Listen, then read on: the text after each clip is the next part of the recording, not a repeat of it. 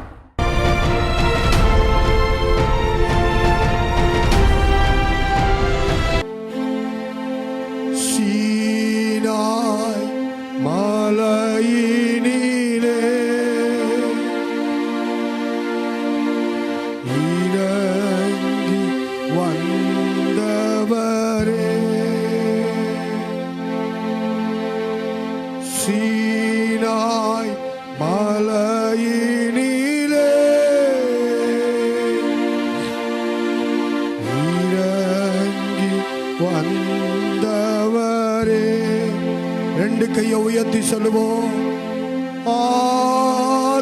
ஆத்மதாகம் தீர்க்க வாரும் இந்த வேளையிலே.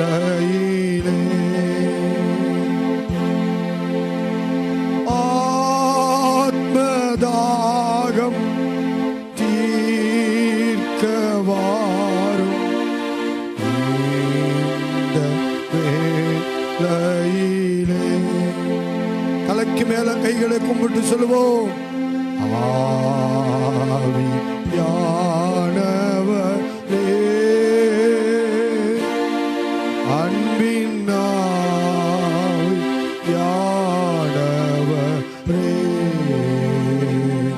இப்போ வந்தீர், இப்போ வந்தீர், இறங்கி வந்தீர் எங்கள் மத்தியிலே.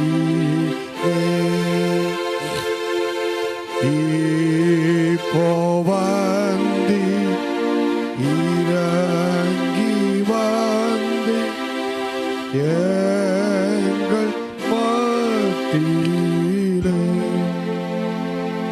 ஊழையான சேற்றினில் தூக்கி எடுத்தவரே, ஊழையான சேற்றினில் தூக்கி எடுத்தவரே, பாவம் கழுவி தூய்மையாக்கும் இந்த வேளையிலே.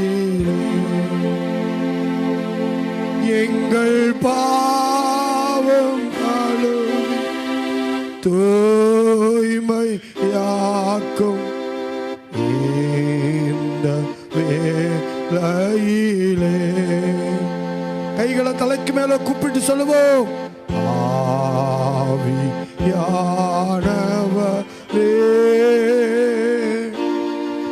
அன்பின் ஆவி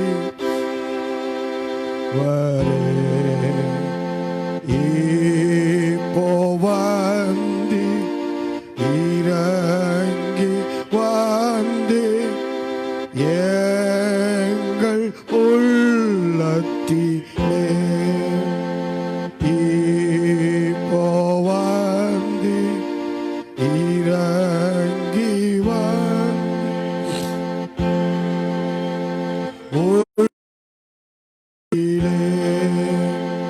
நேசரின் மார்பினிலே இனிதாய் சாய்ந்திடவே, நீதாய் சாய்ந்திடவே,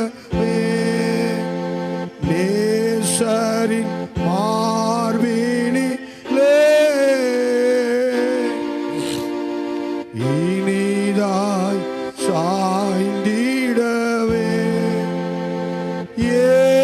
ஏக்கமுற்றேன் விரும்பி வந்து உந்தன் பாதத்திலே,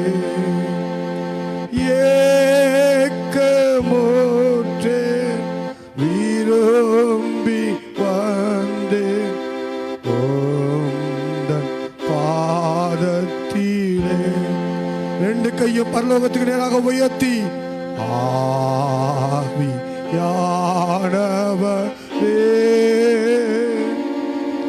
அன்பின் ஆவியானவரே,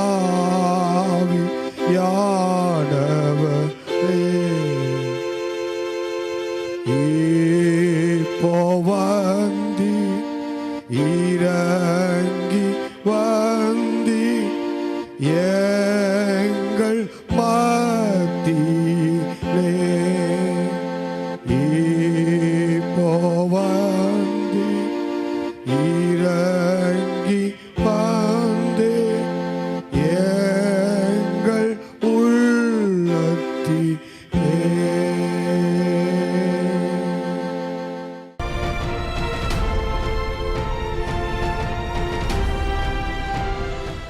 இந்த பரலோக மனமகிழ்ச்சியின் ஆராதனை வேளையிலே ஆலயத்தில் எப்படி நீங்கள் ஒழுங்கு கிரமமாய் அமர்ந்து ஆராதனையில் பங்கு பெறுவீர்களோ அதே போல வீடுகளிலே ஸ்தோத்திரம் எல்லாரும் ஒழுங்கு கிரமமாக அமர்ந்து கர்த்தரை ஆராதிக்க கற்றுக்கொள்ளுங்கள். எந்த வேலையும் இந்த நேரத்தில் ஒருவரும் செய்ய வேண்டாம். ஸ்தோத்திரம், பாத்ரூம் போகிற வேலை, கிச்சனுக்குள்ளே போகிற வேலை, எந்த வேலைகளும் செய்யாதபடிக்கு எல்லாரும் தேவ பிரசன்னத்தில் நீங்கள் அமர்ந்திருந்து இந்த பரிசுத்த ஆராதனையை பரிசுத்த அலங்காரத்தோடு மகிமைப்பட ஆண்டவர் கிருபைகளை தருவாராக. வாசிக்கலாம். எரேமியா தீர்க்கதரிசியின் புஸ்தகம் 33ஆம் அதிகாரம் 1 முதல் 3 வசனங்களும் 11ஆம் 12ஆம் வசனங்களையும் வாசிப்போம். எரேமியா இன்னும் காவற்சாலையின் முற்றத்திலே அடைக்கப்பட்டிருக்கையில் கர்த்தருடைய வார்த்தை 2ஆம் தரம் அவனுக்கு உண்டாகி, அவர் இதை செய்கிற கர்த்தருமாய், இதை திடப்படுத்தும்படிக்கு இதை உருவேற்படுத்துகிற கர்த்தருமாய் இருக்கிற யெகோவா என்னும் நாமம் உள்ளவர் சொல்லுகிறது என்னவென்றால், என்னை நோக்கி கூப்பிடு, அப்பொழுது நான் உனக்கு உத்தரவு கொடுத்து நீ அறியாததும் உனக்கு எட்டாததுமான பெரிய காரியங்களை அறிவிப்பேன். 11ஆம் வசனம். இன்னும் களிப்பின் சத்தமும் மகிழ்ச்சியின் சத்தமும் மணவாளனின் சத்தமும் மணவாட்டியின் சத்தமும், சேனைகளின் கர்த்தரை துதியுங்கள், கர்த்தர் நல்லவர், அவர் கிருபை என்றுமுள்ளதென்று சொல்லுகிறவர்களின் சத்தமும், கர்த்தருடைய ஆலயத்துக்கு ஸ்தோத்திர பலிகளை கொண்டு வருவர்களின் சத்தமும் கேட்கப்படும் என்று கர்த்தர் சொல்லுகிறார். அவர்கள் முன் இருந்தது போல் இருக்கும்படி தேசத்தின் சிறையிருப்பை திருப்புவேன் என்று கர்த்தர் சொல்லுகிறார். மனுஷனும் மிருகமும் இல்லாமல் அவாந்தர வெளியாய் கிடக்கிற இவ்விடத்திலும் இதற்கடுத்த பட்டணங்களிலும் ஆட்டு மந்தையை மேய்த்து மடக்குகிற மேய்ப்பர்களின் தாபரங்கள் உண்டாயிருக்கும் என்று சேனைகளின் கர்த்தர் சொல்லுகிறார். ஆண்டவருடைய அற்புதமான நாமம் மகிமைப்படுவதாக. ஆண்டவர் முதலாவது நம்முடைய சிறையிருப்புகளை மாற்றுவேன் என்று வாக்கு கொடுக்கிறார். இந்த சிறையிருப்புகள் நிரந்தரமானவைகள் அல்ல. 10 நாள் உபத்திரவப்படுவீர்கள், ஆகிலும் மரண பரியந்த நீ உண்மையாயிரு, அப்பொழுது ஜீவ கிரீடத்தை பெறுவாய் என்று ஆவியானவர் எழுதியிருக்கிறபடி இக்காலத்து பாடுகள் இனி வெளிப்பட போகும் மகிமைக்கு ஒப்பிடத்தக்கவைகள் அல்ல என்று சொல்லப்பட்ட வேத வசனத்தின்படியும் இந்த உலகத்தின் சிறையிருப்புகள், கர்த்தருக்கு ஸ்தோத்திரம், கொஞ்ச காலம் மாத்திரம்தான். கர்த்தருக்கு மகிமையாக அடைக்கப்பட்ட கதவுகளுக்குள் இருக்கிற நமக்கு தேவனாகிய கர்த்தர் பரலோகத்தின் கதவுகளை திறந்து தம்முடைய அற்புதங்களை விளங்க பண்ணுவார். ஸ்தோத்திரம். சிறையிருப்பை மாற்றுவார். இரண்டாவது, அவரை நோக்கி கூப்பிடும் போது பரலோகத்தை கர்த்தர் திறப்பார். தட்டுங்கள் திறக்கப்படும் என்று சொல்லப்பட்ட வேத வசனத்தின்படி அவரை நோக்கி கூப்பிடும் போது, ஸ்தோத்திரம், சிறையிருப்பில் இருக்கிற நம்முடைய வாழ்க்கையிலே நாம் அறியாததும், நாம் யோசித்து பார்க்காததும், நாம் சிந்தித்து பார்க்காதுமான பெரிய பெரிய அற்புதங்களை நம்முடைய தேவனாகிய கர்த்தர் செய்து தம்முடைய மாட்சிமையை விளங்க பண்ணுவார். கர்த்தருக்கு ஸ்தோத்திரம். உண்மையாகவே பரலோகத்திலிருந்து தேவன் தம்முடைய வல்லமையை விளங்க பண்ணும்போது உலகத்தில் அடைக்கப்பட்ட எல்லா கதவுகளையும் அவர் திறப்பதற்கு அதிகாரமுள்ளவராய் காணப்படுகிறார். கர்த்தருடைய பரிசுத்த நாமத்துக்கு ஸ்தோத்திரம். ஆகையால் கர்த்தருடைய நாமம் உயர்ந்திருக்கும்படி நீங்களும் நானும் இந்த சிறையிருப்பின் நாட்களிலே, இந்த லாக்டவுன் நாட்களிலே சோர்ந்து போகாமல் கர்த்தரை நோக்கி இன்னும் அதிகமாய் கூப்பிட கூப்பிட கூப்பிட உலக கதவுகள் அடைக்கப்பட்டாலும் பரலோகத்தின் கதவுகளை கர்த்தர் திறந்து தம்முடைய அற்புதங்களை விளங்க பண்ண போகிறார். என்னை நோக்கி கூப்பிடு, நான் உனக்கு உத்தரவு கொடுப்பேன், பரலோகத்தை திறப்பேன், உனக்கு பதில் கொடுப்பேன். நீ அறியாததும் உனக்கு எட்டாததுமான பெரிய காரியங்களை நான் உனக்கு அறிவிப்பேன் என்று ஆவியானவர் திட்டவட்டமாய் அறிவித்திருக்கிறார். இந்த காலை வேளையிலும் ஆண்டுடைய பரிசுத்த நாமம் மகிமைப்படுவதாக. இஸ்ரவேல் ஜனங்கள் மத்தியிலே ஆண்டவர் பலமான அற்புதங்களை செய்து தம்முடைய வார்த்தைகளை உறுதிப்படுத்தினார். தம்முடைய வல்லமையை விளங்க பண்ணினார். அற்புதங்கள் மூலமாய், அடையாளங்கள் மூலமாய் வசனங்களை உறுதிப்படுத்தினார். ஆண்டுடைய பரிசுத்த நாமத்துக்கு ஸ்தோத்திரம் உண்டாவதாக. அதே போல ஆதி அப்போஸ்தலர்கள் காலத்திலே ஆண்டவர் இயேசு தம்முடைய சீஷர்களை பார்த்து இவ்விதமாய் வாக்கு கொடுத்திருக்கிறார். அரிய பெரிய அற்புதங்களை நீங்களும் செய்வீர்கள் என்று ஆண்டவர் இயேசு வாக்கு கொடுத்திருக்கிறார். எடுத்து வாசிக்கலாமா? யோவான் எழுதின சுவிசேஷம் 14ஆம் அதிகாரத்தை திருப்பிக் கொள்ளுங்கள். பரிசுத்த யோவான் எழுதின சுவிசேஷம் 14ஆம் அதிகாரம். கர்த்தருக்கு ஸ்தோத்திரம் உண்டாவதாக. 12ஆம் வசனத்திலிருந்து 15ஆம் வசனம் வரைக்கும் உள்ள வசனங்களை எடுத்தவர்கள் ஒருவர் வாசிங்க. மெய்யாகவே மெய்யாகவே நான் உங்களுக்கு சொல்கிறேன், நான் என் பிதாவினிடத்திற்கு போகிறபடியினால் என்னை விசுவாசிக்கிறவன் நான் செய்கிற கிரியைகளை தானும் செய்வான், இவைகளை பார்க்கிலும் பெரிய கிரியைகளை செய்வான். நீங்கள் என் நாமத்தினாலே எதை கேட்பீர்களோ குமாரனில் பிதா மகிமைப்படும்படியாக அதை செய்வேன். நீங்கள் என் நாமத்தினாலே எதை கேட்டாலும் அதை நான் செய்வேன். நீங்கள் என்னிடத்தில் அன்பாயிருந்தால் என் கற்பனைகளை கைக்கொள்ளுங்கள். ஆண்டவராகிய இயேசு கிறிஸ்து இந்த உலகத்திலிருந்து ஆண்டவர் பிதாவினிடத்திற்கு போகும் வேளை வந்ததென்று அறிந்தார். 12 அப்போஸ்தலர்களை அழைத்தார். அவர்களை திடப்படுத்த தொடங்கினார். அவர்களை உற்சாகப்படுத்த தொடங்கினார். ஸ்தோத்திரம். ஏனென்றால் ஏசப்பா அவங்க கூடவே இருக்கும் போதும் அவர்களுக்குள் விசுவாசம் இல்லை. அவர்களுக்குள் நீ பெரியவன் நான் பெரியவன் என்ற சண்டை,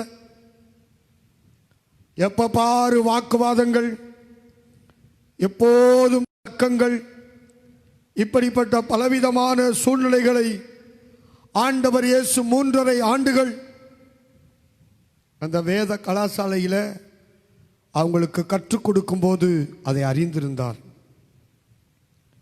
நான் இருக்கும்போதே இப்படி இருந்தாங்களே, இனி நான் பரலோகத்துக்கு போய்விட்டால் இவர்கள் எவ்வண்ணமாக இருப்பார்கள் என்பதை அறிந்து அவர்களை திடப்படுத்த தொடங்கினார். அவர்களை உற்சாகப்படுத்த தொடங்கினார். ஆண்டவருக்கு ஸ்தோத்திரம். ஏசப்பா அந்த இஸ்ரவேல் தேசத்தில் மாத்திரம்தான் 3.5 ஆண்டுகள் ஊழியத்தை செய்தார். அதுவும் விசேஷமாக யூதேயா கலிலேயா மாவட்டங்களில்தான் அவருடைய ஊழியங்கள் ஸ்தோத்திரம் அதிகமாக காணப்பட்டது. ஆனால் இந்த 12 அப்போஸ்தலர்களை ஆண்டவர் இயேசு உருவாக்கி அவர் மரணம் அடைந்து அடக்கம் பண்ணப்பட்டு 3ஆம் நாள் உயிரோடு எழுந்து 40 நாள் அளவும் அவர்களை ஊக்கப்படுத்தி உற்சாகப்படுத்தி ஒவ்வொருவரையும் ஒவ்வொரு தேசத்துக்கு அனுப்பினார். அப்படி அனுப்பப்பட்ட 12 அப்போஸ்தலர்களில் ஒருவர்தான் சென்ட் தாமஸ், புனித தோமா. தோத்திரம். இந்த புனித தோமா பல மாதங்கள் கப்பல் பிரயாணத்திலே புறப்பட்டு வந்து ஸ்தோத்திரம் கேரளாவிலே மாவல்லிக்கரை என்று சொல்லப்பட்ட இடத்தில் அவர் இறங்கி அங்கே ஊழியத்தை ஆரம்பித்தார். யூத பாஷை தான் அவருக்கு தெரியும், ஹீப்ரு தான் அவருக்கு தெரியும், எபிரேய பாஷை தான் தெரியும். அப்படிப்பட்டவர் அங்கே வந்து மலையாள பாஷையை கற்றுக்கொண்டு அங்கே சுவிசேஷத்தை அறிவித்து அங்கே மாவல்லிக்கரையிலே முதல் ஆலயத்தை அவர்கள் கட்டியிருக்கிறார்கள். கிபி 55ஆம் ஆண்டிலே சென்ட் தாமஸ் புனித தோமா கிறிஸ்தவ ஆலயத்தை முதலாவது இந்தியாவிலே கேரளாவிலே கட்டி வைத்திருக்கிறார். இன்றைக்கும் அந்த ஆலயம் சாட்சியாக இருக்கிறது. அப்பொழுது ஆண்டவர் இயேசு சொன்ன வார்த்தையின்படி புனித தோமா அங்கே பிரசங்கம் பண்ணின போது அந்த கேரளாவில் இருந்த வைதீகமுள்ள பிராமணர்கள் ஓடி வந்து, அநேகர் ஓடி வந்து, ஸ்தோத்திரம், அங்கே ஓடிக்கொண்டிருக்கிற ஒரு ஆற்றில் அவரை இழுத்து கொண்டு போனார்கள். தோமாவே, நீ இந்த இயேசு கிறிஸ்துவை குறித்து சொல்லுகிறாயே, நாங்கள் சொல்லுகிற அதிசயத்தை நீ செய்து காட்டினால் அந்த இயேசுவானவர் ஜீவனுள்ள தேவன், உயிருள்ள கடவுள் என்று நாங்கள் நம்புகிறோம் என்று சொல்லி அந்த ஆறு ஓடிக்கொண்டிருக்கிற அந்த தண்ணீரில் இழுத்து கொண்டு போய் நிறுத்தி, இப்போ ஓடுகிற தண்ணீரை நீ கையில் அள்ளணும். கையில் தண்ணீரை அள்ளும் போது அங்கே பள்ளம் விழ வேண்டும். விழுகுமா? தண்ணி விழுகுமா? ஓடுகிற தண்ணியை அள்ளினா அடுத்த செகண்டு தண்ணீர் அது சரிசமமாக போய்விடும். ஆனால் நீர் இந்த இடத்தில் தண்ணீரை அள்ளும் போது அந்த தண்ணீர் அள்ளின இடத்திலே பள்ளம் விழ வேண்டும். இரண்டாவது, அந்த தண்ணீரை நீ மேலே எரியும் போது அந்த தண்ணீர் மேலே நிற்க வேண்டும். இப்படி நடந்துட்டா நீ சொல்லுகிற இயேசுதான் ஜீவனுள்ள தேவன் என்று நாங்கள் ஏற்றுக்கொள்வோம் என்று சொன்னார்கள். உடனே தோமா ஆண்டவராகிய இயேசுவின் நாமத்தினாலே ஓடிக்கொண்டிருக்கிற அந்த தண்ணீரில் 2 கைகளை வைத்து தண்ணீரை அள்ளினார். அந்த இடத்தில் பள்ளம் விழுந்தது. கை தட்டி ஆண்டவரை தோத்திரம் பண்ணுங்க பாப்போம். இரண்டாவது, அந்த தண்ணீரை எடுத்து மேலே ஆகாயத்தில் அப்படி எறிந்தார்.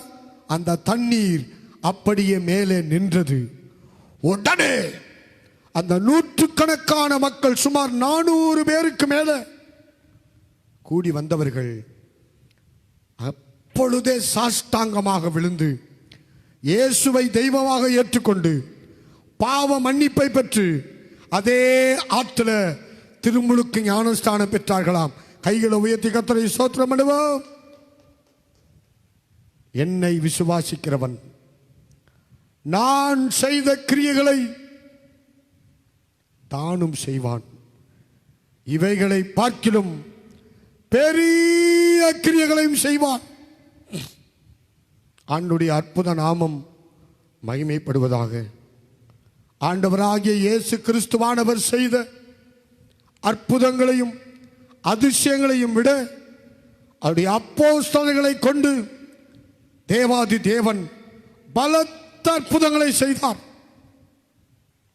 பலத்த அதிசயங்களை செய்தார். ஸ்தோத்திரம். எதிர்பார்க்க முடியாத, கிரகிக்க முடியாத பெரிய பெரிய அற்புதங்களை, பெரிய பெரிய அதிசயங்களை ஆண்டவர் இயேசு செய்ய வல்லமையுள்ளவராக இருந்தார். கர்த்தருக்கு ஸ்தோத்திரம். ஆகையால் என்னை விசுவாசிக்கிறவன் நான் செய்த கிரியைகளை தானும் செய்வான், இவைகளை பார்க்கிலும் பெரிய கிரியைகளையும் செய்வான். வாசிக்கலாமா? அப்போஸ்தலர் நடபடிகள் 3ஆம் அதிகாரம் 1 முதல் கர்த்தருக்கு ஸ்தோத்திரம் 8 வசனங்களை எல்லாரும் சேர்ந்து கொஞ்சம் வாசிங்க. அப்போஸ்தலர் நடபடிகள் 3ஆம் அதிகாரம் 1 முதல் 8 வசனங்களை சேர்ந்து படிப்போம். செப வேளையாகிய 9ஆம் மணி நேரத்தில் பேதுருவும் யோவானும் தேவாலயத்துக்கு போனார்கள். கர்த்தருக்கு ஸ்தோத்திரம். அப்பொழுது தன் தாயின் வயிற்றிலிருந்து சப்பானியாய் பிறந்த ஒரு மனுஷனை சுமந்து கொண்டு வந்தார்கள். தேவாலயத்திலே பிரவேசிக்குமிடத்தில் பிச்சை கேட்கும்படி நாடோறும் அவனை அலங்கார வாசல் எண்ணப்பட்ட தேவாலய வாசல் அண்டையிலே வைப்பார்கள்.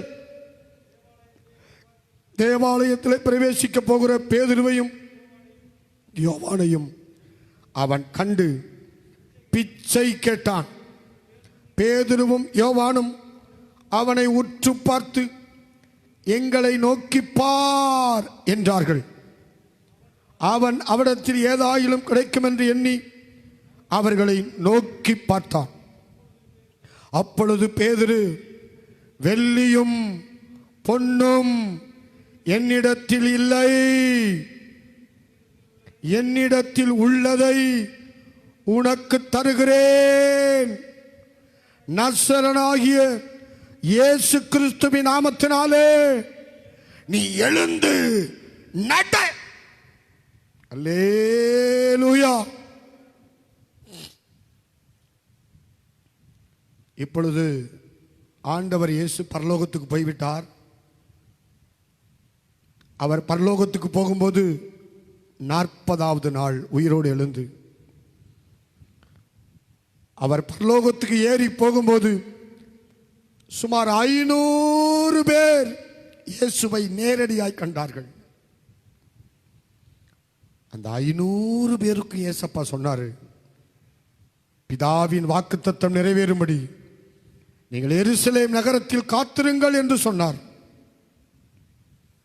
ஏசப்பாவை நேருக்கு நேரா பார்த்ததுலயே அன்னைக்கு 380 பேர் வீட்டுக்கு போயிட்டான்.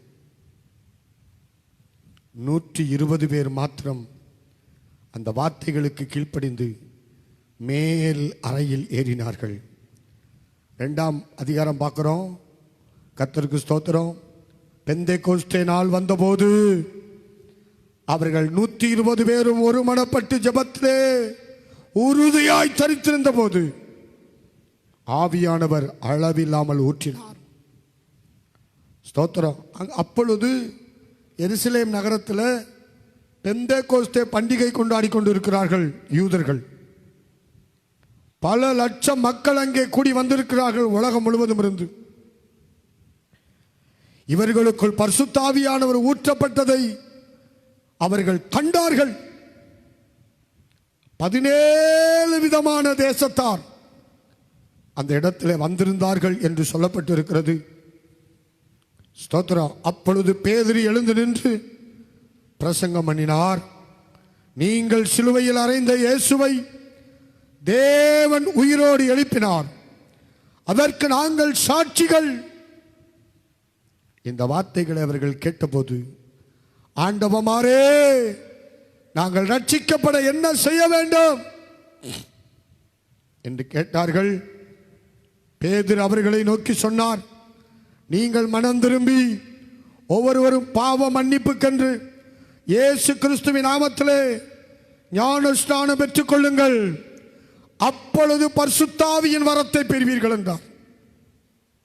அந்த வார்த்தையை சந்தோஷமாய் ஏற்றுக்கொண்டவர்கள் அன்றைக்கு 3000 பேர். ஆண்டவர் இயேசு செய்த அற்புதங்களை விட அதிகமான அற்புதங்களை செய்ய ஆண்டவருக்கு ஸ்தோத்திரம். அவர்களுக்குள் காணப்பட்டது ஜெப ஆவி. தேவ பிள்ளைகளே, நம்முடைய வாழ்க்கையில்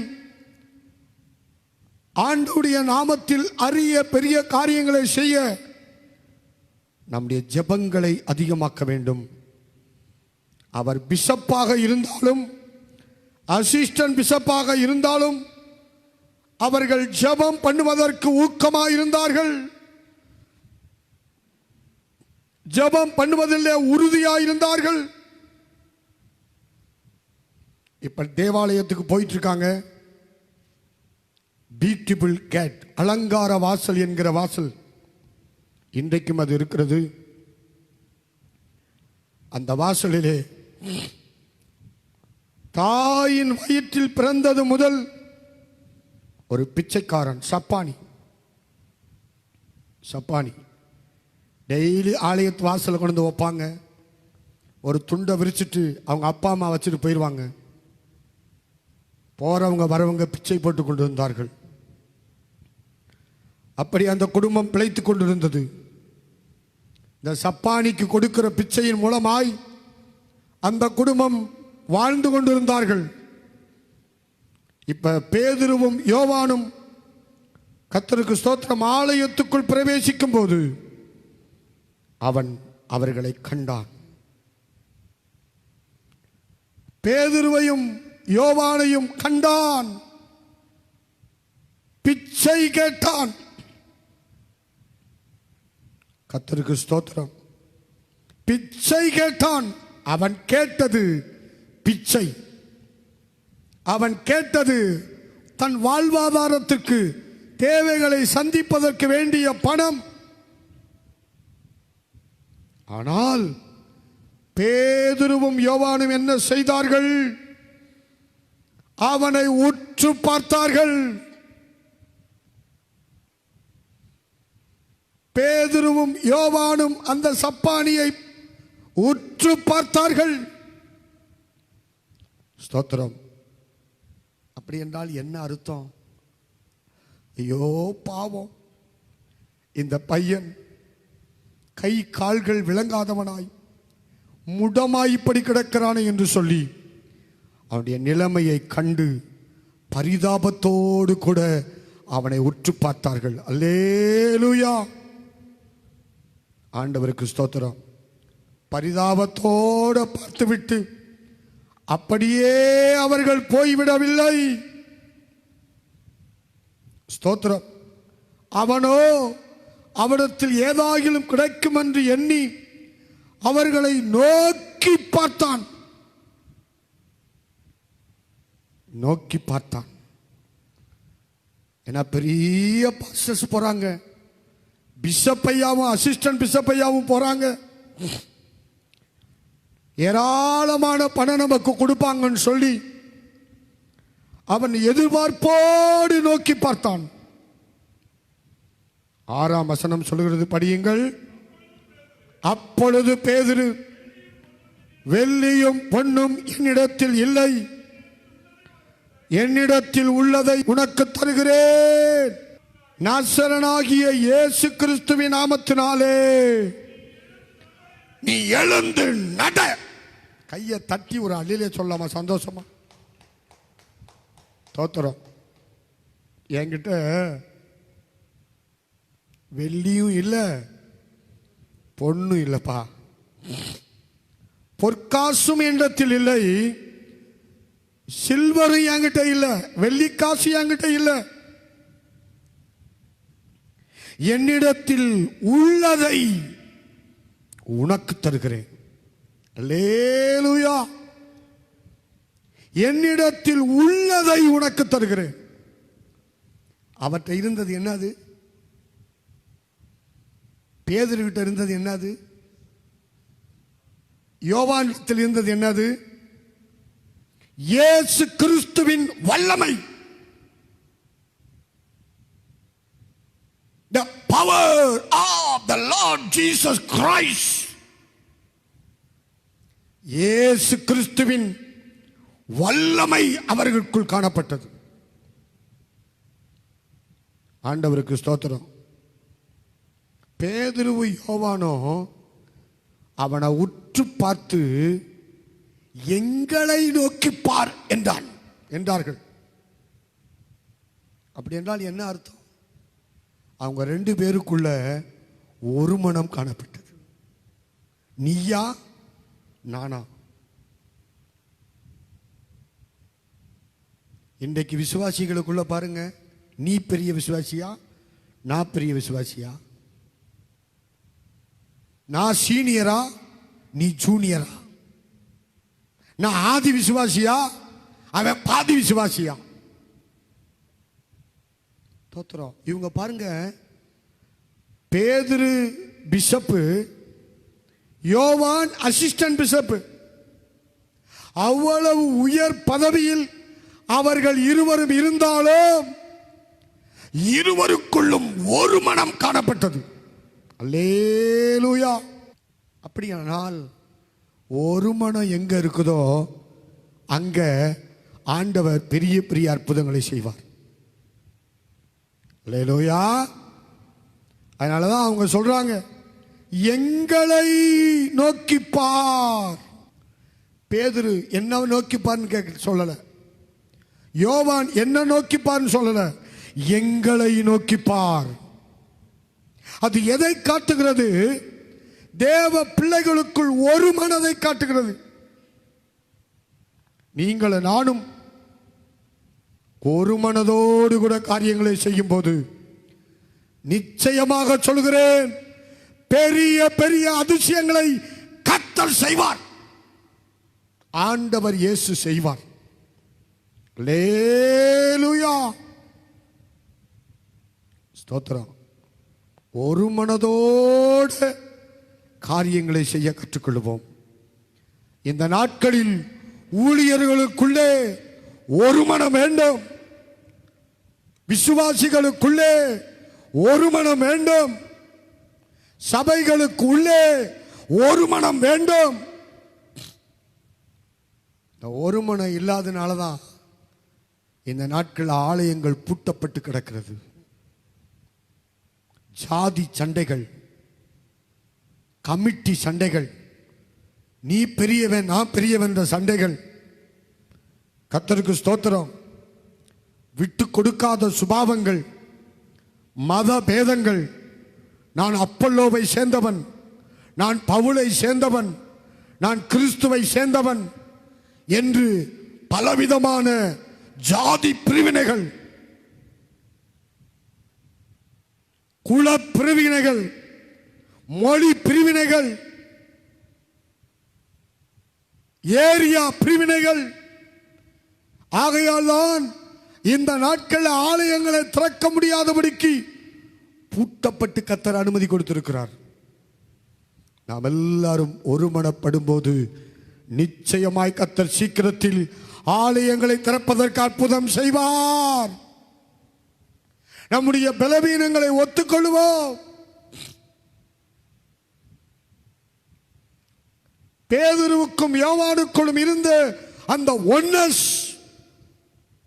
அந்த ஒருமைப்பாடு, அந்த ஒரு மனம் இந்த நாட்களிலே ஊழியர்களுக்குள் தேவை, சுவிசேஷகர்களுக்குள் தேவை, தீர்க்கதரிசிகளுக்குள் தேவை, மேய்ப்பர்களுக்குள் தேவை, விசுவாசிகளுக்குள் தேவை. ஒருமனப்பட்டு ஜெபிக்கும் அற்புதங்களை அதிசயங்களை செய்வார். கையை தட்டி ஆண்டவரை தோத்திரம் பண்ணுங்க பாப்பா, சந்தோஷமா. ஆகையால் இந்த நாட்களில் இதற்காக ஊக்கமாக ஜெபம் பண்ணணும். தோத்திரம். ஒரு குடும்பத்தில் 4 பேர் இருக்காங்கன்னா 4 பேருக்குள்ள இன்னைக்கு ஒரு மனம் இல்லை. மனைவி ஒரு கோணம், புருஷன் இன்னொரு கோணம், பிள்ளைகள் இன்னொரு கோணம், அப்படித்தான் இருக்கிறது. ஆகையால் ஒரு 4 பேர் இருக்கிற குடும்பத்துக்குள்ள ஒரு மனம் இல்லை. புருஷன் ஒன்று சொன்னா மனைவி இன்னொன்னு சொல்றா. பெற்றோர்கள் பிள்ளைகளுக்கு சொன்னா பிள்ளைகள் வேறொரு காரியத்தை சொல்கிறார்கள். ஒரு மனம் இல்லை. ஆகையால் தான் இன்றைக்கு அற்புதங்கள் நடப்பதில்லை. ஸ்தோத்திரம். எல்லா பாகுபாடுகளையும் தூக்கி எறிந்து போட்டு ஒருமனப்பட்டவர்களாய் இந்த நாட்களில் ஒருமித்து இயேசுவின் நாமத்தில் அவரை உயர்த்த கர்த்தர் அந்த கிருபையை தருவாராக. ஸ்தோத்திரம். அப்படிப்பட்ட ஒரு மனதின் ஆவியை ஆவியானவர் கட்டடுவாராக. ஆண்டவருக்கு ஸ்தோத்திரம். இந்த கடைசி நாட்களிலே ஆண்டவர் இயேசு செய்த அற்புதங்களையும் அடையாளங்களையும் விட பெரிய பெரிய அற்புதங்கள் நடக்க ஒரு மனம் தேவை. கிறிஸ்தவர்கள் எல்லாரும் ஒருமனப்படணும். கோட்பாடுகள் வித்தியாசமாக இருக்கலாம், டாக்டரின்ஸ் வித்தியாசமாக இருக்கலாம். எல்லாரும் ஒருமனப்படும் போது உலகம் பயப்படும், அரசாங்கம் பயப்படும், மற்றவர்கள் பயப்படுவார்கள், புறஜாதி மக்கள் பயப்படுவார்கள். அப்படிப்பட்ட ஒரு மனதின் ஆவியை தேவன் கட்டிடுவாராக. உங்க குடும்பங்களுக்குள்ள ஒரு மனதை கட்டி எழுப்புங்கள். குடும்பத்துக்குள்ள ஒரு மனம் இல்லாம சபையில ஊழியக்காரோட ஒரு மனம் இருக்காது. கர்த்தருக்கு ஸ்தோத்திரம். இவர்களுக்குள்ளே பேதுருவும் யோவானும் ஒரு மனதோடு இருந்தபடியினால் பேதுரு சொன்னார், வெள்ளியும் பொன்னும் என்னிடத்தில் இல்லை, என்னிடத்தில் உள்ளதை உனக்கு தருகிறேன். நசரனாகிய இயேசு கிறிஸ்துவின் நாமத்தினாலே எழுந்து நட. ஆவியில நிறைந்து சொன்னார், வல்லமையில நிறைந்து சொன்னார். கர்த்தருக்கு மகிமை உண்டதாக. அப்படி சொல்லி என்ன பண்ணாரா? 7ஆம் வசனத்துல வலது கையினால் அவனை பிடித்து தூக்கி விட்டான். ஊழியக்காரங்களுடைய வேலை சப்பானியா கிடக்கிற பிள்ளைகளை தூக்கி விடும். ஆமென். அப்படிப்பட்ட சுபாவம் உள்ளவளாய் இருக்க வேண்டும். கர்த்தருக்கு ஸ்தோத்திரம். கீழே கிடக்கிறவன் அப்படியே கிடக்கட்டும் என்று எதிர்பார்க்கிறவன் ஊழியன் அல்ல. ஆண்டவருடைய நாமத்துக்கு மகிமையாக சொல்கிறேன். கடந்த 41 வருட ஊழியங்களிலே ஆயிரக்கணக்கான மக்களை தூக்கிவிட கர்த்தர் கிருபை செய்திருக்கிறார். அல்லேலூயா. மரணத்தில் போராடி கொண்டிருக்கிறவர்கள், வியாதியில் போராடி கொண்டிருக்கிறவர்கள், கடன் பாரத்தில் போராடி கொண்டிருக்கிறவர்கள், நம்பிக்கையில் இல்லாமல் போராடி கொண்டிருக்கிறவர்கள், அவிசுவாசத்தினால் போராடி கொண்டிருக்கிறவர்கள், தடுமாறி கொண்டிருக்கிற ஆயிரக்கணக்கான மக்களை தூக்கி விடும்படி கர்த்தர் கிருபை செய்திருக்கிறார். ஸ்தோத்திரம். அதுதான் ஊழியக்காரங்க செய்ய வேண்டிய வேலை. உலக மக்கள் விழுந்துட்டா அப்படியே கிடக்கட்டும். இன்னைக்கு அநேக விசுவாசிகள் அப்படித்தாங்க விட்டுட்டு போயிடுவாங்க.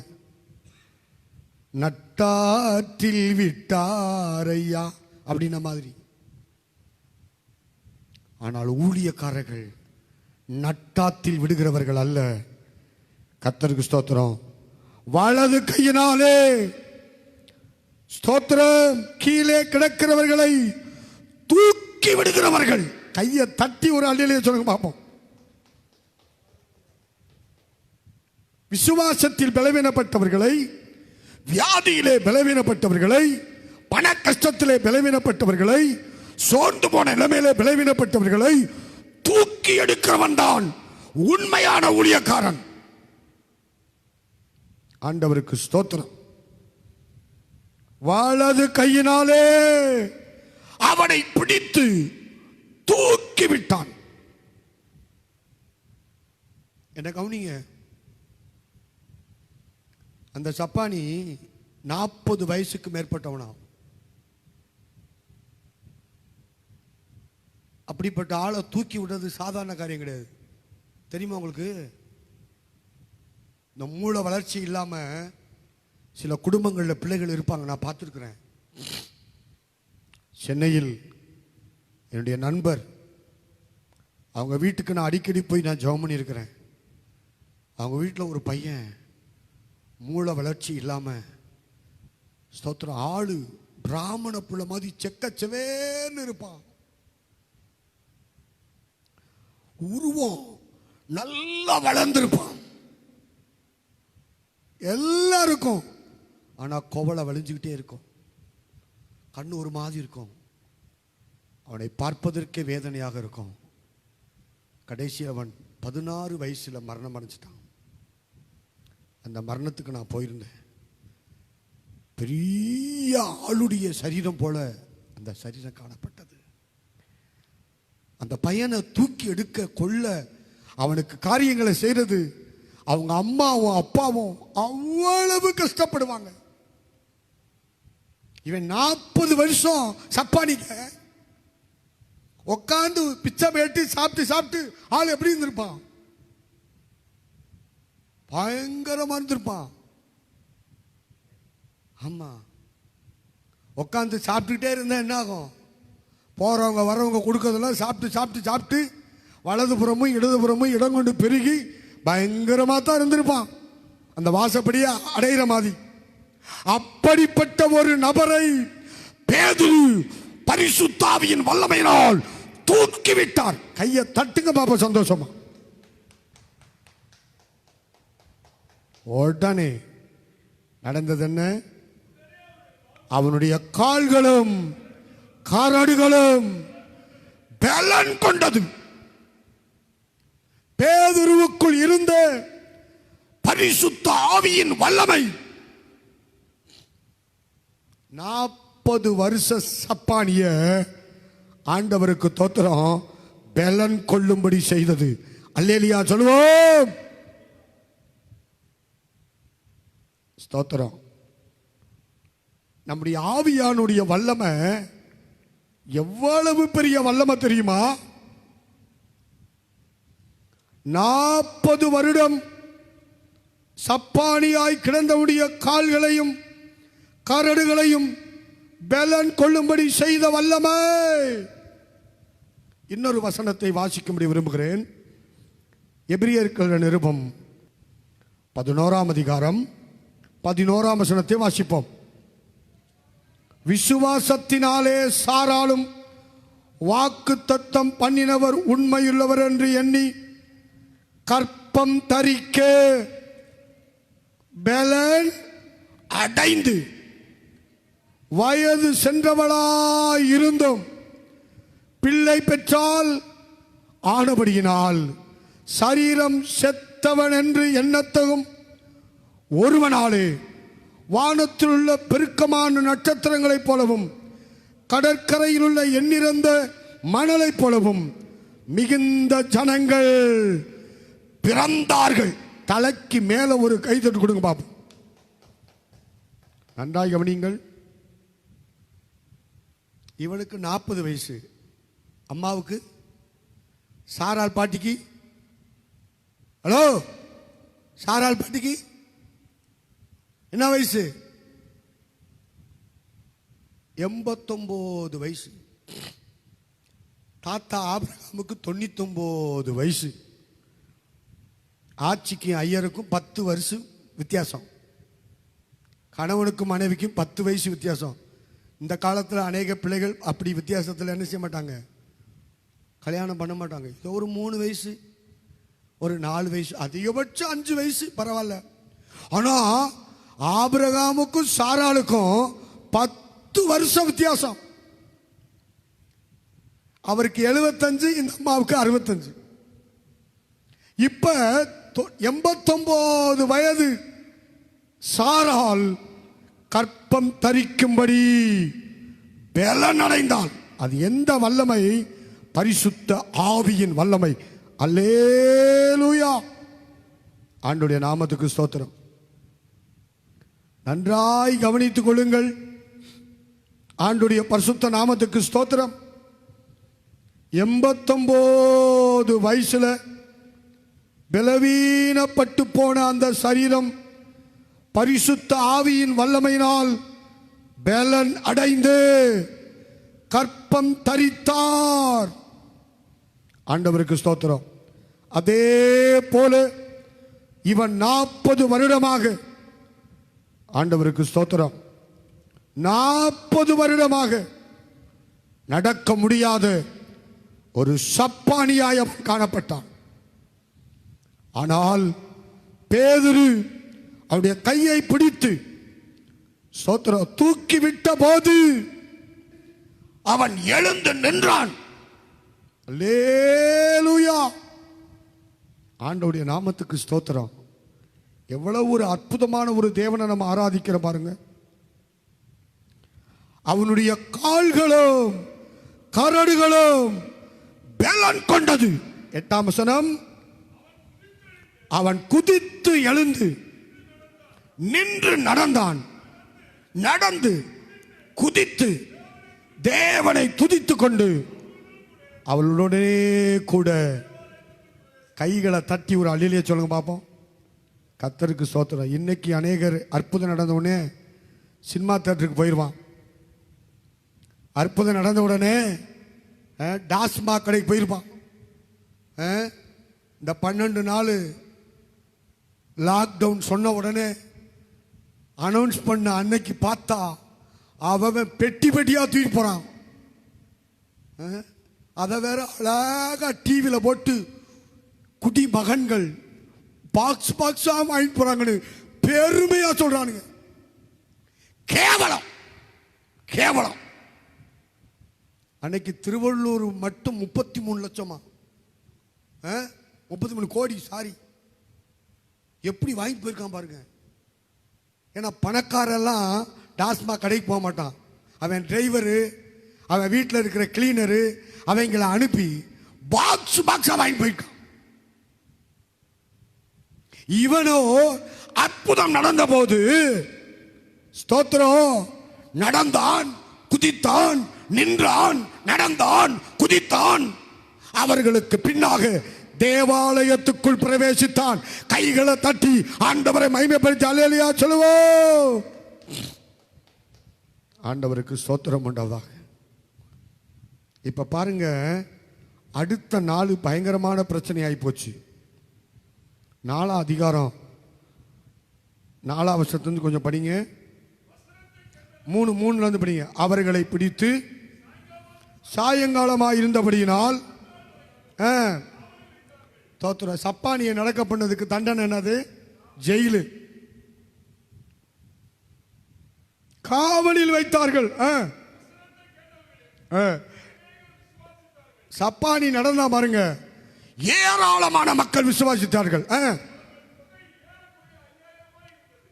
தோத்திரம் 3ஆம் அதிகாரத்தில் 2ஆம் அதிகாரத்தில் 3000, 3ஆம் அதிகாரத்தில் அற்புதம் நடந்துச்சு.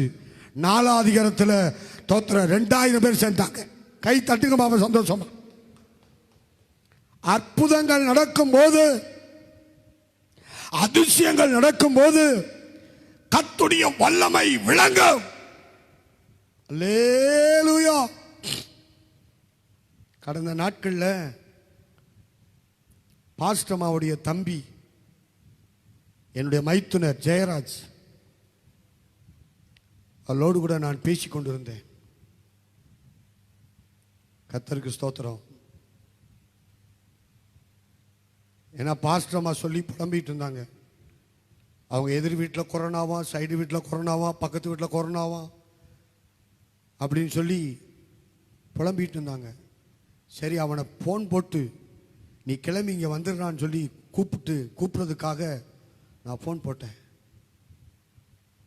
ஃபோன் போட்டு, ஜெயராஜ் உடனே நீயும் உன் மனைவியும் உன் மகனும் உங்கள் மாமியாரையும் கூட்டிட்டு காரில் தூக்கி போட்டு கொண்டு வர்றான் அப்படின்னு. அல்லேலூயா. அவங்க பையன் கூட உட்காந்துருக்குறான், அவங்க மனைவி கூட உட்காந்துருக்குறாங்க, அவங்க மாமியார் கூட உட்காந்துருக்குறாங்க. அப்போ தான் என் மைத்துனர் சொன்னான், இதுதான் பாஸ்டர் செல்லத்துறை. அல்லேலூயா. இப்படிப்பட்ட சூழ்நிலையில் யாராவது கூப்பிடுவாங்களா வீட்டுக்கு? இங்கே வந்தால் நமக்கும் கொரோனா ஒட்டிட்டு வந்துடும் சென்னையிலேருந்து. ஏன்னா இப்போ சென்னையிலேருந்து எவனாவது ஒருத்தன் வந்தா அந்த ஏரியாவில், இப்போ பாருங்க, கவர்மெண்ட் ஆஃப்டர் வேலை செஞ்ச ஏதோ ஒரு டிரைவரா என்ஜிஓ காலனியில், அவங்க வீட்டில் கொரோனா வந்திருக்குது, அவனுக்கு வந்திருக்கு, அவங்க குடும்பத்தாருக்கு வந்திருக்குது, ஒரு நர்சம்மாவுக்கு ஏதோ அப்படி வந்திருக்குது. அப்படி சென்னை போயிட்டு வந்துட்டாலே கொரோனா வந்துருதுன்னு சொல்லி பயப்படுறாங்க. இப்படிப்பட்ட சூழ்நிலையில் எங்க அத்தான் பாருங்க, நீ தைரியமா கிளம்பி வாடா, வந்து இங்க இருன்னு சொல்லி கூப்பிடுறாரு சொல்லி அவங்க எல்லாருக்கும் சொல்லி, அதனாலதான் திருவள்ளூர் சர்ச்சை கர்த்தர் ஆசீர்வதித்து வளர்த்தி கொண்டிருக்கிறார். அல்லேலூயா. அவரை நான் கல்யாணம் பண்ண நாள்ல இருந்து பார்த்துட்டு இருக்கிறேன். ஸ்தோத்திரம். சும்மா அந்த சபையை கர்த்தர் ஆசீர்வதித்து வளர்க்கல. அவர் செய்யக்கூடிய காரியங்கள், ஜனங்களை நேசிக்கக்கூடிய காரியங்கள், ஜனங்களுக்காக மற்றவர்களுக்காக அவர்கள் செய்கிற இப்படிப்பட்ட நல்ல காரியம், அதான்டா எங்க பாஸ்டர் செல்லத்துறை. பார்த்துக்கடா, யாராவது கூப்பிடுவாங்களா நம்மள? இப்படிப்பட்ட ஆபத்து நேரத்தில் நீ வா, வந்து இங்க இருந்து கூப்பிடுறாரு பாரு. இதுதான் தேவனுடைய அபிஷேகத்தின் வல்லமை. 40 வருஷமா ஒருத்தன் ஒரு இடத்துலயே உட்காந்து பிச்சை கேட்டு சாப்பிட்டுட்டே இருந்தா அவன் எப்படி எந்திருப்பான்னு யோசித்து பாருங்க. ஏன்னா சப்பானிக்கு எல்லாருமே என்ன செய்வாங்க? தாராளமா பிச்சை கொடுப்பாங்க. தோத்திரம். அப்படிப்பட்டவன் 40 வயது உடையவனாய் அதற்கு மேலாய் அவன் காணப்பட்டான். ஆண்டவருக்கு ஸ்தோத்திரம் உண்டாவதாக. உண்மையாகவே இந்த கடைசி நாட்களிலே ஆண்டவரை நோக்கி நம்ம கூப்பிடும் போது, அவரை நோக்கி நாம் ஜெபிக்கும் போது, அறியாததும் எட்டாதுமான பெரிய காரியங்களை அறிவிப்பார். அல்லேலூயா, ஸ்தோத்திரம். ஆண்டவர் அதிசயங்களை செய்யும் போது ஆட்டோமேட்டிக்காக சபை வளரும், ஆட்டோமேட்டிக்காக அற்புதங்கள் நடக்கும், அதிசயங்கள் நடக்கும். ஸ்தோத்திரம். அப்போஸ்தலர் நடபடிகள் 19ஆம் அதிகாரம் 11-12. பவுலின் கைகளினாலே தேவன் விசேஷித்த அற்புதங்களை செய்தருளினார். அவனுடைய சரத்திலிருந்து உருமால்களையும் கச்சைகளையும் கொண்டு வந்து வியாதியஸ்தர்கள் மேல் போடு, வியாதிகள் அவர்களை விட்டு நீங்கின, பொல்லாத ஆவிகளும் அவர்களை விட்டு புறப்பட்டன. கை தட்டி ஒரு அழியில சொல்லுங்க பார்ப்போம். ஏசப்பாவுடைய கர்ச்சிப்பை, ஸ்தோத்திரம், வியாதியஸ்தர் மேல அவர் போடல. இயேசு கிறிஸ்துடைய வஸ்திர தொங்கலை 12 வருஷ பெரும்பாடுள்ள ஸ்திரீ தொட்டு சுகமாக்கப்பட்டார். ஆனா அப்போஸ்தலனாகிய பேதுருடைய உருமால், நாற்றம் எடுத்த உருமால், தோத்திரம், கண்ணில் அழுக்கு வடிந்த அந்த பூளையை தொட்டு தொடைத்த அந்த ஹேண்ட்கர்ச்சீப், அவைகளை எடுத்து வியாதியஸ்தன் மேல் போட்டபோது அவர்கள் சுகமாக்கப்பட்டார்கள். அல்லேலூயா சொல்லுங்க. என்ன விசுவாசிக்கிறவன் நான் செய்த கிரியைகளை தானும் செய்வான், இவைகளை பார்க்கிலும் பெரிய கிரியைகளையும் செய்வான். எவ்வளவு அற்புதம் பார்த்தீங்களா? அவருடைய ஹேண்ட் கர்ச்சீப் எடுத்து வியாதியஸ்தர் மேல் போட சுகமாக்கப்பட்டார்கள். அவருடைய உருமால்களை எடுத்து பிசாசு பிடித்தவர்கள் மேல் போட அவர்கள் அற்புதமாய் சுகமாக்கப்பட்டார்கள். ஆண்டவருக்கு ஸ்தோத்திரம். ஆகையால் நம்முடைய வாழ்க்கையிலும் ஆண்டவர் அப்படிப்பட்ட அற்புதங்களை செய்து நம்முடைய நாமத்தை மேம்படுத்த வல்லமையுள்ளவராக இருக்கிறார். அப்படிப்பட்ட அற்புதங்கள் மூலம், அடையாளங்கள் மூலம் வசனத்தை உறுதிப்படுத்தும்படி எல்லாரும் முழங்கால் படுவோம், கண்களை மூடுவோம், ஆண்டுடைய திருமுகத்தை நாம் எல்லாரும் நோக்கி பார்ப்போம். அல்லேலூயா, தேங்க்யூ ஜீசஸ். இயேசுவின் நாமம் வல்லமையுள்ள நாமம், அற்புதங்களை செய்யும் நாமம், அதிசயங்களை செய்யும் நாமம். எல்லாரும் முழங்கால் படியிட்டு 2 கையும் பரலோகத்துக்கு நேராக உயர்த்தி திரியேக தேவனை மகிமைப்படுத்துவோமாக. அல்லேலூயா. உமக்கு ஸ்தோத்திரம் ஆண்டவரே.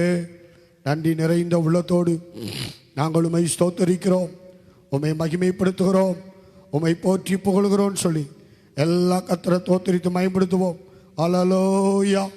ஆதி அப்போஸ்தலர் காலத்திலே அற்புதம் செய்தது போல இந்த நாட்களிலும் கர்த்தர் விசுவாசிகளை கொண்டும் ஊழியக்காரர்களை கொண்டும் ஆமென் பெரிய பெரிய அற்புதங்களை செய்யப்படும்படினால் கைகளை தட்டி நல்ல கர்த்தரை துதித்து மகிமைப்படுத்துவோம். ஷபலபரபலபரபகபலபா. ஆவியானவரே, இந்த கடைசி நாட்களிலே அற்புதங்கள் மூலமாய், அடையாளங்கள் மூலமாய் உங்க வசனங்களை உறுதிப்படுத்துங்கப்பா.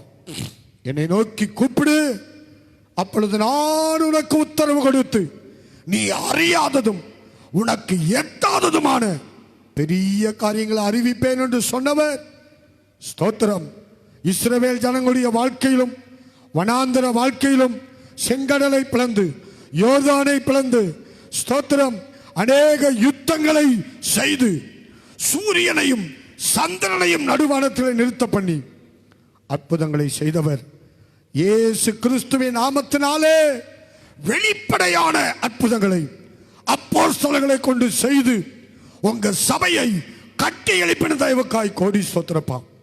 ஆண்டவரே, அகில உலகம் எங்கும் இந்த லாக்டவுனில் ஆண்டவரே மூடப்பட்டிருக்கிற தேவாலயங்கள் சீக்கிரமாய் திறக்கப்படுவதற்கு அற்புதம் செய்யும், ஆசீர்வதியும், உங்க வல்லமைகள் விளங்க உதவி செய்யும். ஊழியக்காரர்கள் ஆண்டவரே எப்போதும் இயேசுவோடு கூட இருக்கிற அனுபவத்தை அதிகமாக்கி கொண்டு உங்க வல்லமையை காணப்பட கிருபை செய்யும். பிள்ளைகள் எல்லாரையும் நிறைவாய் ஆசீர்வதியும். உடைய மகிமையான வருகைக்கென்று ஆயத்தமாக்கும்.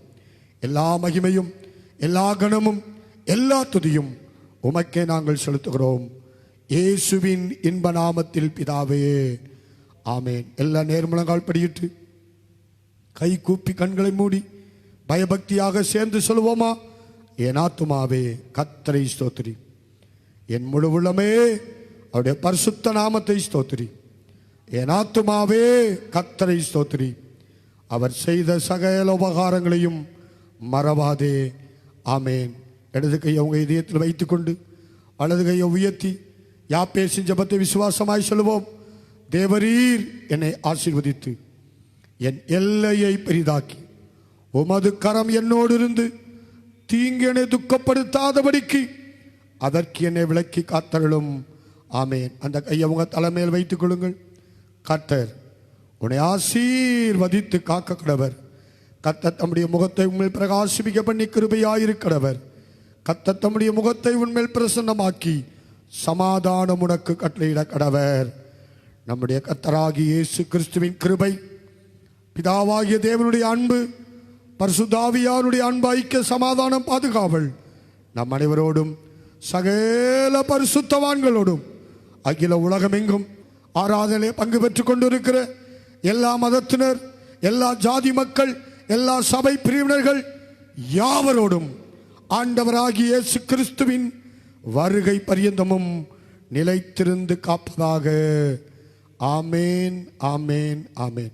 கைவேற்றி சத்தமாலிலே சொல்லுவோம். God bless you. ஆமேன், ஆமேன். அன்பிற்குரியவர்களே, எங்களது சபையின் ஆராதனை நேரங்கள் தினமும் அதிகாலை 5 மணி முதல் 6:30 மணி வரையிலும், அதிகாலை வேத பாட ஆராதனை தினமும் மாலை 7 மணி முதல் 8:30 மணி வரையிலும், தீர்க்க தரிசன ஜெபவேளை வெள்ளிக்கிழமை தோறும் காலை 11 மணி முதல் பிற்பகல் 1:30 மணி வரையிலும், விடுதலையின் உபவாச ஆராதனை ஞாயிறு காலை 9:30 மணிக்கு பரலோக மகிழ்ச்சியின் ஆராதனை வேளை, ஞாயிறு மாலை 6:30 மணிக்கு மாலை பரலோக ஆராதனை வேளை. அன்பானவர்களே, இந்த சபையின் ஆராதனை நேரங்களில் குடும்பமாய் பங்கு பெறுங்கள். மற்றவர்களையும் அழைத்துக் கொண்டு வாருங்கள். கர்த்தர் இயேசுவின் நிறைவான ஆசீர்வாதத்தையும் மெய் சமாதானத்தையும் உண்மையான மகிழ்ச்சியின் சந்தோஷத்தையும் பெற்று அனுபவியுங்கள். மேலும் விவரங்களுக்கு தொடர்பு கொள்ள அற்புத ஜெபக்கோபுர ஏஜி சபை எண் 8A, பெரியார் தெரு, மணவாள நகர், திருவள்ளூர். செல்போன் எண்கள் 9910123373 மற்றும் 94432411131.